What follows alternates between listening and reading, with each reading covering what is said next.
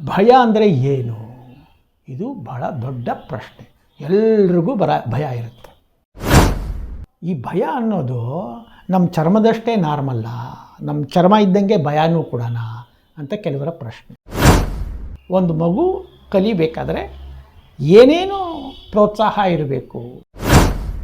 ಮಕ್ಕಳು ಕಲಿದಿರೋದಕ್ಕೆ ಅನೇಕ ಕಾರಣಗಳಿವೆ, ಅದರಲ್ಲಿ ಭಯನೂ ಒಂದು.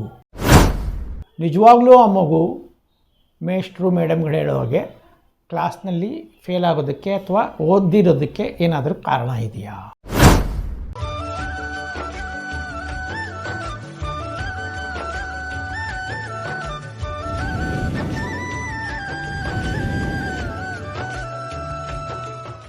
ನಮಸ್ಕಾರ ವೀಕ್ಷಕರೇ, ಚೆನ್ನಾಗಿದ್ದೀರಂತ ಅಂದ್ಕೊಂಡಿದ್ದೀನಿ ನಾನು. ಆದರೆ ಈ ಚೆನ್ನಾಗಿರೋದು ಅಂತ ಒಂದು ವಿಷಯ ಬಂದಾಗ, ಏನು ಚೆನ್ನಾಗಿರೋದು? ಏನೋ ಚೆನ್ನಾಗಿ ಬಟ್ಟೆ ಬರೆ ಹಾಕ್ಕೊಳ್ಳೋದು, ಹಬ್ಬ ಹರಿದಿನ ಇದ್ದರೆ, ಹಬ್ಬ ಖುಷಿ ದಿನ ಇದ್ದರೆ, ರಜಾ ದಿನ ಇದ್ದರೆ ಏನೋ ಒಂಥರ ಆರಾಮಾಗಿದ್ದೀವಿ, ಚೆನ್ನಾಗಿದ್ದೀವಿ ಅಂತ ಹೇಳುತ್ತೆ. ಇರಲಿ, ಇವೆಲ್ಲ ನಡೆಯುವಂತಹದ್ದು. ಅಂದರೆ ಅನುಭವ ಆಗಿರುತ್ತೆ, ಅಭ್ಯಾಸನೂ ಆಗಿರುತ್ತೆ, ನಡ್ಕೊಂಡು ಹೋಗ್ತೀವಿ. ಹೀಗೆ ನಡ್ಕೊಂಡು ಹೋಗ್ತಾ ಇದ್ದಾಗ ಒಂದು ಕುಟುಂಬ ಅಂತ ಇದ್ದರೆ ಮನೆಯಲ್ಲಿ ಒಂದು ಮಗು ಇರುತ್ತೆ ಅಥವಾ 2 ಮಕ್ಕಳು ಇರುತ್ತೆ.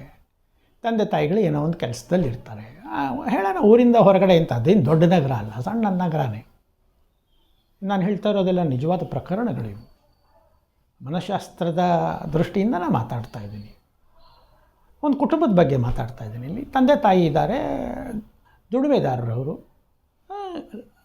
ಜೀವನ ನಿರ್ವಹಿಸೋದಕ್ಕೆ ಬೇಕಾಗಿರುವಂತಹ ಸಂಪಾದನೆ ಮಾಡ್ಕೋತಾರೆ. ಅದೇನು ತುಂಬ ಭೋಗದ ಜೀವನ ಅಲ್ಲ, ಆದರೆ 2 ಹೊತ್ತು ಊಟಕ್ಕೆ ಮೋಸ ಇಲ್ಲ.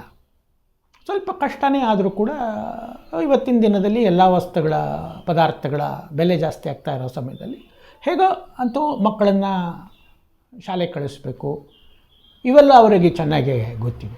ಯಾಕೆ ಶಾಲೆ ಕಳಿಸ್ಬೇಕು ಅಂತಲೂ ಗೊತ್ತು. ಮಕ್ಕಳು ಕಲಿಬೇಕು, ನಾವಂತೂ ಹೆಚ್ಚು ಓದಲಿಲ್ಲ, ನಮ್ಮ ಮಕ್ಕಳಾರು ಹೆಚ್ಚು ಓದಲಿ ಅಂತ ಕಳಿಸ್ತಾರೆ. ಅಂಥದ್ದೊಂದು ಪ್ರಕರಣ ಇದು. ಕಳಿಸಿದ್ರು ಶಾಲೆಗೆ, ಊರು ಮಾಗಡಿ ಅಂತಲೇ ಇಟ್ಕೊಳ್ಳಿ, ಊರು ಇನ್ನೊಂದೇ ಇಟ್ಕೊಳ್ಳಿ, ಅದೇ ದೊಡ್ಡ ನಗರದ ಹತ್ತಿರದಲ್ಲಿರುವಂತಹ ಊರು. ಶಾಲೆಗಳಿಗೂ ಅವಕಾಶ ಇತ್ತು, ಏನೋ ಕಷ್ಟಪಟ್ಟು ಖಾಸಗಿ ಶಾಲೆಗೆ ಸೇರಿಸಿದ್ರು. ಆ ಮಕ್ಕಳು ಶಾಲೆಗೆ ಹೋಗ್ತಾಯಿದ್ರು. ನೋಡಿ, ಯಾವ ಮಕ್ಕಳು ಅಂತ ನೀವು ಕೇಳ್ಬೋದು. ಶಾಲೆಗೆ ಸೇರಿ 1 ವರ್ಷ ಆಗಿದೆ ಇಟ್ಕೊಳ್ಳಿ, 6-7 ವರ್ಷದ ಮಕ್ಕಳಿಗೂ ಸ್ವಲ್ಪ ಇಂಗ್ಲೀಷು ಅದು ಇದು ಸ್ಕೂಲ್ನಲ್ಲಿ ಹೇಳ್ಕೊಟ್ಟಿದ್ದು ಕಲ್ತಿದ್ದಾರೆ. ಒಂದಿನ ಹೀಗೆ ಮಗು ಹೋಗ್ತಾಯಿತ್ತು, ಆಟ ಆಡ್ತಾಯಿದೆ, ಎಲ್ಲರ ಜೊತೆ ಬೆರ್ತಿದೆ. ಮನೆಯಲ್ಲಿ ಒಂದು ನಾಯಿನೂ ಸಾಕಿದ್ದಾರೆ. ಅಂದರೆ ಸಾಕಿದ್ದಾರೆ ಅಂತಲ್ಲ, ಗೊತ್ತಲ್ಲ, ಮನೆ ಮುಂದೆ ನಾಯಿ ಬರುತ್ತೆ, ಬೇಕಾದಾಗ ಊಟ ಹಾಕ್ತಾರೆ. ಹಾಗೆ ಅದು ಮನೆಯವ್ರ ಜೊತೆಗೆ ಹೊಂದ್ಕೊಂಡಿದೆ, ಬೇರೆಯವ್ರ ಜೊತೆನೂ ಹೊಂದ್ಕೊಂಡಿದೆ, ಮನೆಯವ್ರ ಜೊತೆಗೂ ಹೊಂದ್ಕೊಂಡಿದೆ. ಹೀಗೆ ಆಡ್ತಾ ಇದ್ದಾಗ ಒಂದಿನ ರಜಾ ದಿನದಲ್ಲಿ ಮಗು ಖುಷಿಯಾಗಿ ಆಡ್ತಾ ಆ ನಾಯಿ ಜೊತೆ ಆಡ್ತಾಯಿತ್ತು. ಅದೇನು ಬಂತೋ, ನಾಯಿ ಮಗುನ ಕಚ್ಚುತ್ತೆ. ಕಚ್ಚೋದಿಲ್ಲ, ಆಟಕ್ಕಾಗಿ ಕಚ್ಚುತ್ತೆ. ಅದು ಮಗು ಜೋರಾಗಿ ನಾಯಿ ತಳ್ಳಿಬಿಟ್ಟು ಸಿಟ್ಟು ಮಾಡಿಕೊಂಡು ಅಳಕ್ಕೆ ಶುರು ಮಾಡುತ್ತೆ. ಸ್ವಲ್ಪ ಹೊತ್ತು ಆದಮೇಲೆ ಎಲ್ಲ ಸರಿ ಹೋಗ್ಬಿಡುತ್ತೆ. ಊಟ ಮಾಡುತ್ತೆ, ಮಾರನೇ ದಿನ ಎಲ್ಲ ಶಾಲೆಗೆ ಹೋಗುತ್ತೆ. 3-4 ದಿನ ಆದಮೇಲೆ ಇದ್ದಕ್ಕಿದ್ದಾಗೆ ಮಗುಗೆ ಜ್ವರ ಬರುತ್ತೆ. ಜ್ವರ ಅಂದರೆ ಸ್ವಲ್ಪ ಮೈ ಬಿಸಿಯಾಗಿರುತ್ತೆ. ಶಾಲೆಗೆ ಹೋಗಲ್ಲ. ಅಪ್ಪ ಅಮ್ಮಂದ್ರೂ ದುಡಿಯೋರಾಗಿರೋದ್ರಿಂದ ಮಗುನ ನೋಡ್ಕೊಳ್ಳೋದಕ್ಕೇನೋ ಒಂದು ವ್ಯವಸ್ಥೆ ಮಾಡಿಬಿಟ್ಟು ಔಷಧಿಯನ್ನು ಕೊಡಿಸಿ ಎಲ್ಲ ಮಾಡ್ತಾರೆ. ಅದಾದ 2-3 ದಿನದಲ್ಲಿ ಜ್ವರನೂ ವಾಸಿ ಆಗುತ್ತೆ. ಮನೆಯಲ್ಲೂ ಮಗು ಆರಾಮಾಗಿರುತ್ತೆ. ನಾಯಿ ತನ್ನ ಮಟ್ಟಿಗೆ ತಾನು ಆಟ ಆಡ್ಕೊಂಡಿರುತ್ತೆ. ಅದ್ರ ಜೊತೆ ಇದೇನು ಅಷ್ಟೊಂದು ಹೆಚ್ಚಾಗಿ ಹೋಗೋದಿಲ್ಲ, ಏನು ಭಯ ಏನು ಇದ್ದಂಗೆ ಕಾಣೋದಿಲ್ಲ. ಒಂದಷ್ಟು ದಿನ ಆದಮೇಲೆ, ಅಂದರೆ ಆ ವಾರ ಕಳೆದ ಮೇಲೆ ಒಂದಷ್ಟು ರಜಾ ಬರುತ್ತೆ, ಎಲ್ಲನೂ ಮುಗಿದೋಗ್ಬಿಡುತ್ತೆ. ಶಾಲೆಗೆ ಹೋಗು ಅಂದರೆ ಮಗು ಶಾಲೆಗೆ ಹೋಗಲ್ಲ. ಗೊತ್ತಲ್ಲ, ಶಾಲೆಗೆ ಹೋಗಲಿಲ್ಲ ಅಂತಂದರೆ ಏನು ಮಾಡ್ತಾರೆ ಅಂತ. ಹೊಡಿತಾರೆ, ಗದರಿಸ್ತಾರೆ, ಬೈತಾರೆ, ಒಂಥರ ಶಿಕ್ಷೆ ಕೊಡ್ತಾರೆ. ಅದು 1-2 ದಿನ ಶಿಕ್ಷೆಗೆ ಹೆದರ್ಕೊಂಡು ಶಾಲೆಗೆ ಹೋಗುತ್ತೆ. ಅದಾದ ಮೇಲೆ ಶಿಕ್ಷೆಗೂ ಕೂಡ ಅದು ಹೆದರೋದಿಲ್ಲ, ಶಾಲೆಗೆ ಹೋಗೋದಿಲ್ಲ, ನಿಂತೋಗ್ಬಿಡುತ್ತೆ. ತಂದೆ ತಾಯಿಗಳಿಗೂ ಹೊಡಿಬೇಕು ಬಡಿಬೇಕು ಅನ್ಸುತ್ತೆ, ಅವ್ರಿಗೂ ಬೇಜಾರಾಗುತ್ತೆ. ಹೋಗಲಿ ಬಿಡು, ಶಾಲೆಗೆ ಹೋಗದಿದ್ರೆ ಏನು ಮಾಡೋದು ಅಂತ ಹೇಳಿ ನೀನು ಎಷ್ಟಾಗುತ್ತೋ ಅಷ್ಟು ಕಲಿ ಅಂತೇಳಿ ಶಾಲೆನ ಬಿಡಿಸಿ ಬೇರೆ ಇನ್ನೊಂದು ಶಾಲೆಗೆ, ಎಲ್ಲಿ ಹಿಂಸೆ ಮಾಡಲ್ವೋ ಆ ಶಾಲೆಗೆ ಸೇರಿಸ್ಬಿಡ್ತಾರೆ. ಅದಾದ ಮೇಲೆ ಏನಾಗುತ್ತೆ, ಮಗು ಶಾಲೆಗೆ ಹೋಗ್ತೀನಿ ಅಂತೇಳಿ ಶಾಲೆಗೆ ಹೋಗೋದು ಬಿಟ್ಬಿಡುತ್ತೆ. 1 ವರ್ಷ ಆದಮೇಲೆ ಶಾಲೆಗೆ ಹೋಗ್ತಾ ಇಲ್ಲ ಅಂತ ಗೊತ್ತಾಗತ್ತೆ, ಕ್ಲಾಸಲ್ಲಿ ಮುಂದೆ ಓದ್ತಾ ಇಲ್ಲ ಅಂತ ಕಂಪ್ಲೇಂಟ್ ಬರುತ್ತೆ. 2-3 ವರ್ಷದ ತನಕ ಹೀಗೆ ನಡೆದೋಗುತ್ತೆ. ಅಷ್ಟೊತ್ತಿಗೆ 12-13 ವರ್ಷ ಆಯಿತು ಅಂತ ಇಟ್ಕೊಳ್ಳೋಣ. ಮಗುಗೆ ಓದೋದ್ರು ಬರೆಯೋದ್ರಲ್ಲಿ ಆಸಕ್ತಿ ಕಡಿಮೆ ಆಗಿಬಿಡುತ್ತೆ. ನಾನು ಯಾಕೆ ಇಷ್ಟು ದೊಡ್ಡ ವಿವರವಾಗಿ ನಿಮ್ಗೆ ಹೇಳಿದೆ ಅಂದರೆ, ನಿಜವಾಗ್ಲೂ ಆ ಮಗು ಮೇಷ್ಟ್ರು ಮೇಡಮ್ಗಳು ಹೇಳೋ ಹಾಗೆ ಕ್ಲಾಸ್ನಲ್ಲಿ ಫೇಲ್ ಆಗೋದಕ್ಕೆ ಅಥವಾ ಓದಿರೋದಕ್ಕೆ ಏನಾದರೂ ಕಾರಣ ಇದೆಯಾ ಅಂತ ಪ್ರಶ್ನೆ. ಅಂದರೆ ಒಂದು ಮಗು ಕಲಿಬೇಕಾದ್ರೆ ಏನೇನು ಪ್ರೋತ್ಸಾಹ ಇರಬೇಕು. ಎಲ್ಲ ಮಕ್ಕಳು ಕ್ಲಾಸಿಗೆ ಬರ್ತಾರೆ, ಓದ್ತಾರೆ, ಏನೋ ಒಂದು ನಂಬರ್ ಬರುತ್ತೆ, ಮುಂದಿನ ಕ್ಲಾಸ್ಗೆ ಹೋಗ್ತಾರೆ. ಈ ಮಗುಗೆ ಆಗ್ತಾ ಇಲ್ವಲ್ಲ, ಏನು? ಬೇಕಾದಷ್ಟು ಕಾರಣಗಳಿರುತ್ತೆ. ಈ ಒಂದು ಪ್ರಕರಣದ ಕಥೆ ಹೇಳ್ತೇನೆ ನಾನು. ನನಗೆ ಆಮೇಲೆ ಕರ್ಕೊಂಡು ಬಂದರು. ನನಗೆ ಯಾರೋ ಪರಿಚಯದವರು, ಇಲ್ಲ ಹಿಂಗಿದ್ದಾನೆ, ಜಾಣ ಅನಿಸುತ್ತೆ, ಆದರೆ ಸ್ಕೂಲ್ಗೆ ಹೋಗಲ್ವಲ್ಲ, ಏನು ಕಾರಣ ತಿಳ್ಕೊಂಡು ಹೇಳಿ. ನಾನು ಕರ್ಕೊಂಡು ಬನ್ನಿ ಅಂತ ಹೇಳಿದೆ. ಕರ್ಕೊಂಡು ಬಂದರು. ಮಾತಾಡಿದಾಗ ಗೊತ್ತಾಯಿತು ಹುಡುಗ ಜಾಣ. ಅಂದರೆ ಜಾಣತನ ಅನ್ನೋದು ಇದೆಯಲ್ಲ, ಅದು ಓದೋದು ಬರೆಯೋದು ನಂಬರ್ ಮೂಲಕ ಕಾಣೋದಿಲ್ಲ. ಅದು ಜಾಣತನ ಅನ್ನೋದು ಪರಿಸರಕ್ಕೆ ಏನೇನು ಸಮಸ್ಯೆಗಳಿದೆ ಅದನ್ನು ಅರ್ಥ ಮಾಡ್ಕೊಳ್ಳೋದು, ಅದನ್ನು ಪರಿಹಾರ ಮಾಡೋದು, ಸುಲಭವಾಗಿ ಸಮಸ್ಯೆನ ಅರ್ಥ ಮಾಡ್ಕೊಳ್ಳೋದು, ಪರಿಹಾರ ಮಾಡೋದು ಜಾಣತನದಲ್ಲಿ ಇರುವಂತಹ ಲಕ್ಷಣ ಇದು. ಅದರಲ್ಲಿ ಓದೋದು ಬರೆಯೋದು ಕೂಡ ಸೇರಿರುತ್ತೆ. ಈ ಹುಡುಗನಿಗೆ ಓದೋದು ಬರೆಯೋದರಲ್ಲಿ ಆಸಕ್ತಿ ಕಡಿಮೆ, ಆದರೆ ಸಮಸ್ಯೆಗಳೇನಾದರೂ ಹೇಳಿದ್ರೆ ಪರಿಹಾರ ಮಾಡ್ತಾನೆ. ಅವರು ತಂದೆ ಮಾಡ್ತಾ ಇದ್ದಿದ್ದ ಕೆಲಸದಲ್ಲಿ ಅವನು ಆರಾಮಾಗಿ ಇನ್ನೂ ಚೆನ್ನಾಗಿ ಮಾಡಿಕೊಡ್ತಾನೆ. ತಾಯಿ ಮಾಡಿಕೊಡ್ತಾ ಇದ್ದಿದ್ದ ಕೆಲಸದಲ್ಲೂ ಅವನು ನೆರವಾಗ್ತಾನೆ, ಮಾಡಿಕೊಡ್ತಾನೆ. ಅಂದರೆ ತಾಯಿ ತಂದೆ ಮಾಡ್ತಾ ಇದ್ದಿದ್ದ ಕೆಲಸ ಬಹಳ ಸುಲಭವಾಗಿ ಅರ್ಥ ಆಗ್ತಾಯಿತ್ತು ಅವನಿಗೆ.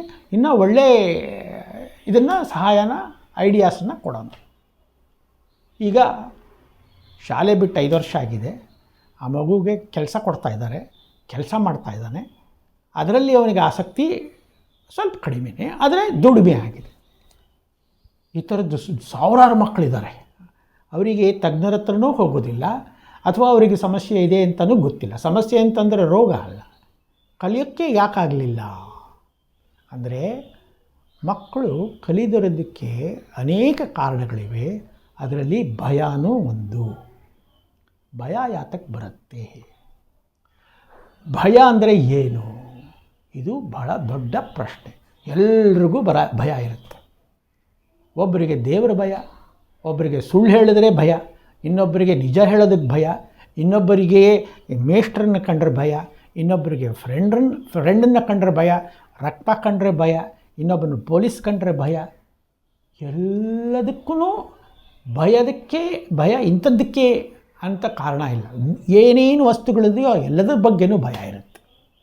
ಅಂದರೆ ಈ ಭಯ ಅನ್ನೋದು ನಮ್ಮ ಚರ್ಮದಷ್ಟೇ ನಾರ್ಮಲ್ಲ, ನಮ್ಮ ಚರ್ಮ ಇದ್ದಂಗೆ ಭಯನೂ ಕೂಡ ಅಂತ ಕೆಲವರ ಪ್ರಶ್ನೆ. ಒಂದು ರೀತಿಯಲ್ಲಿ ಹೌದು ಅಂತಲೇ ಹೇಳ್ಬೋದು. ಯಾಕೆಂದರೆ ಭಯ ಬಂದಾಗ ಏನಾಗುತ್ತೆ, ನಮ್ಮ ಕಣ್ಣೆದುರಿಗೆ ಏನೇನು ನಿಜವಾಗಿ ಇದೆ ಅಂತ ಅನಿಸುತ್ತೋ ಅದರ ಬಗ್ಗೆ ತಪ್ಪು ಕಲ್ಪನೆಗಳು ಬರುತ್ತೆ. ಉದಾಹರಣೆಗೆ ಹೇಳ್ತೇನೆ, ನಿಮಗೆ ಹಾವಿನ ಕಂಡ್ರೆ ಭಯ ಅಂದರೆ ಕತ್ತಲಲ್ಲಿ ಏನೇ ಹಗ್ಗದ ರೀತಿ ಕಂಡ್ರೂ ಕೂಡ ಹಾವು ಅನಿಸುತ್ತೆ. ಏನೇನು ಚಲಿಸೋದು ನೋಡಿದ್ರೂ ಹಾವು ಹೋಗ್ತಾ ಇದೆ ಅಂತ. ಅಲ್ಲಿ ಹಾವು ಇಲ್ದಿರ್ಬೋದು, ಆದರೆ ತಲೆನಲ್ಲಿ ಹಾವು ಸೇರಿಸ್ಕೊಂಡ್ಬಿಡ್ತೀರ. ತಲೆಯಲ್ಲಿ ಇಂಥದ್ದು ಇದ್ದುಬಿಟ್ರೆ ಆ ಭಯದ ಟೈಮ್ನಲ್ಲಿ ಭಯ ಬಂದಾಗ ನಿಮಗೆ ಏನಾದರೂ ಆಲೋಚನೆ ಸರಿಯಾಗಿರೋದು ಬರೋಕ್ಕೆ ಸಾಧ್ಯ ಇಲ್ಲ. ಭಯದಿಂದ ಏನಾಗುತ್ತೆ, ಮಾಡೋ ಕೆಲಸ ಮಾಡೋಕ್ಕಾಗಲ್ಲ. ಈ ಹುಡುಗನಿಗೂ ಆಗಿದ್ದದೆ. ನಾಯಿ ಕಚ್ಚಿತು, ಜ್ವರ ಬಂತು, ಅದನ್ನು ಅವನು ವಾಸಿ ಮಾಡಿಕೊಂಡು ಸ್ಕೂಲ್ಗೆ ಹೋಗೋ ಅಷ್ಟೊತ್ತಿಗೆ ಸ್ಕೂಲಲ್ಲಿ ಅವನ ಬಗ್ಗೆ ನಕಾರಾತ್ಮಕ, ಅವನಿಗೆ ತನ್ನ ಬಗ್ಗೆನೇ ವಿಶ್ವಾಸ ಕಳೆದೋಯ್ತು. ಈ ನಾಯಿಗಳನ್ನು ನಂಬಲಿಲ್ಲ, ಕಲಿಯೋದು ಸರಿ ಹೋಗಲಿಲ್ಲ, ಕಲಿಬೋದು ಅಂತ ಧೈರ್ಯ ಹೇಳೋರು ಯಾರೂ ಇರಲಿಲ್ಲ. ವೀಕ್ಷಕರೇ, ನಮ್ಮ ಜೀವನದಲ್ಲಿ ಇದೇ ಥರದ ಪ್ರಕರಣಗಳು, ಸಣ್ಣ ಸಣ್ಣ ವಿಷಯಗಳು ಬೆಳೆದು ಬೆಳೆದು ಬೆಳೆದು ದೊಡ್ಡ ಆಲದ ಮರ ಆಗಿಬಿಡುತ್ತೆ. ಅದಕ್ಕೆ ಆಲದ ಮರನ ನೀವು ಸಮಸ್ಯೆಗಳು ಆಲದ ಮರದಷ್ಟು ವಿಸ್ತಾರವಾಗಿಬಿಟ್ರೆ ಅದರ ಮೂಲ ಹುಡುಕೋ ಅಷ್ಟೊತ್ತಿಗೆ ನಿಮ್ಮ ಆಸಕ್ತಿಗಳೆಲ್ಲ ಕಂಪ್ಲೀಟಾಗಿ ಹೊರಟೋಗ್ಬಿಟ್ಟೆ. ಅಷ್ಟೇ ನಾನು ನಿಮಗೆ ಹೇಳೋದು. ಭಯ ಅಂತ ನಿಮ್ಮ ಮನಸ್ಸಿಗೆ ಬಂದ ತಕ್ಷಣ ಪರಿಹಾರನೂ ಯೋಚನೆ ಮಾಡಬೇಕು. ಪರಿಹಾರ ಏನೋ ಯಾವುದೋ ಒಂದು ಅಂಧಶ್ರದ್ಧೆಯೋ ಮೂಢನಂಬಿಕೆಯೋ ಇನ್ಯಾವುದೋ ಇಟ್ಕೊಂಡು ಭಯ ನಿವಾರಣೆ ಆಗುತ್ತೆ ಅಂದರೆ ಆಗಲ್ಲ. ಭಯ ತಲೆ ಒಳಗಡೆ ಇರುತ್ತೆ. ಭಯಕ್ಕೊಂದು ಕಾರಣ ಇರುತ್ತೆ. ಆ ಕಾರಣನ ಗುರುತಿಸೋವಂತಹ ವ್ಯಕ್ತಿಗಳನ್ನು ನೀವು ಗುರುತಿಸಬೇಕು. ತಜ್ಞರಾಗಿರ್ತಾರೆ. ಅವರ ನೆರವನ್ನು ಪಡೆದರೆ ಖಂಡಿತವಾಗಿಯೂ ನಿಮ್ಮ ಭಯದ ಮೂಲ ಗೊತ್ತಾಗತ್ತೆ. ಒಂದು ಸತಿ ಭಯ ಕಿತ್ತಾಕೊಂಡ್ಬಿಟ್ರೆ ಕಾಲಿನಲ್ಲಿ ಚುಚ್ಕೊಂಡಿರೋ ಮುಳ್ಳು ಹಿಂಸೆ ಮಾಡುತ್ತಲ್ಲ, ಆ ತರಹದ ಹಿಂಸೆ ಆಗ್ತಾ ಇರುತ್ತೆ. ಮುಳ್ಳನ್ನು ತೆಗೆದ್ರೆ ಹಿಂಸೆ ಪರಿಹಾರ ಆಗುತ್ತೆ. ಭಯದ ಮೂಲನ ತೆಗೆದು ಬಿಟ್ಟರೆ ನಿಮ್ಮಲ್ಲಿ ಮಾನಸಿಕ ಶಕ್ತಿ ಜಾಸ್ತಿ ಆಗುತ್ತೆ. ಭಯ ಇದ್ದಾಗ ಪರಿಹಾರದ ಮಾರ್ಗವನ್ನು ತಜ್ಞರಿಂದ ಕಂಡುಕೊಳ್ಳಿ. ತಜ್ಞರು ಮನಸ್ಸಿನ ಬಗ್ಗೆ ತಿಳುವಳಿಕೆ ಇರೋರ ಹತ್ರ ಹೋಗಿ ಖಂಡಿತವಾಗಿಯೂ ನಿಮಗೆ ಪರಿಹಾರ ಸಿಕ್ಕತ್ತೆ. ನಮಸ್ಕಾರ.